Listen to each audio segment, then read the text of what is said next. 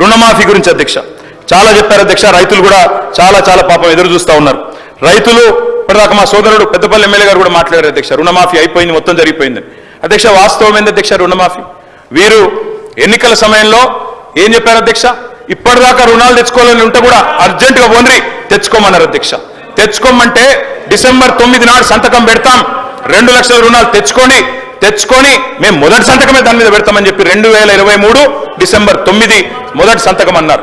ఏకకాలంలో రుణమాఫీ అన్నారు, ఒకటే పెన్ స్ట్రోక్ తో చేసేస్తా అన్నారు.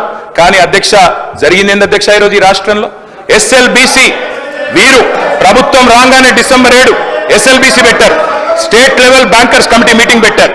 State level bankers committee meeting పెడితే అధ్యక్ష అందులో బ్యాంకర్స్ చెప్పినారు మొత్తం 2 లక్షల వరకు రుణమాఫీ చేయాలి అంటే 49,500 కోట్లు కావాలని చెప్పినారు.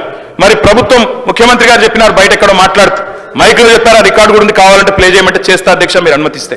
ముఖ్యమంత్రి గారు చెప్పారు ఏముంది ఆయనలా, మేము ఒక్క సంవత్సరం కడుపు కట్టుకుంటే 40,000 కట్టేస్తాం ఏమున్నది అన్నారు. మరి సంవత్సరం అయిపోయింది, 40,000 కోట్లు పత్తా లేదు అధ్యక్ష. మరి కడుపు కట్టుకున్నారా కట్టుకోలేదా ఇంకేం చేసిండ్రో మాకు తెలియదు అధ్యక్ష, వారు చెప్పాలి.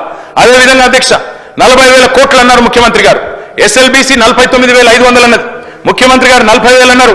మళ్ళా వెంటనే కేబినెట్ కాడికి వచ్చే వరకు 31,000 కోట్లు అయింది. మరి ఎట్లా మాయమైతే అధ్యక్ష లెక్కలు? 49,000కి వెళ్ళి 40 అయింది, 40కి వెళ్ళి కేబినెట్కి వచ్చే వరకు 31,000 కోట్లు అయింది, బడ్జెట్కి వచ్చే వరకు 26,000 కోట్లు.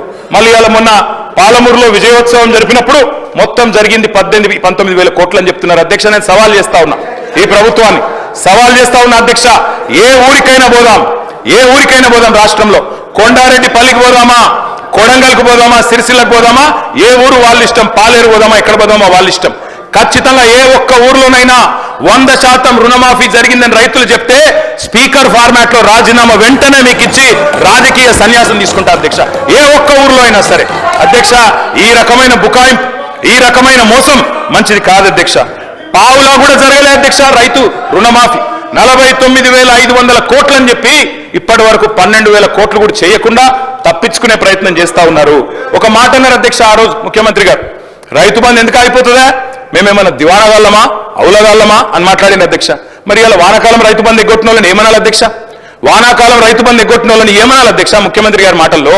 అందుకే అంటా ఉన్నాం, ఒక పంట కాదు 3 పంటలకు ఇయ్యాలని డిమాండ్ చేసిండ్రు, ఆ 3 పంటలకు ఇయ్యాలని మేము డిమాండ్ చేస్తా ఉన్నాం.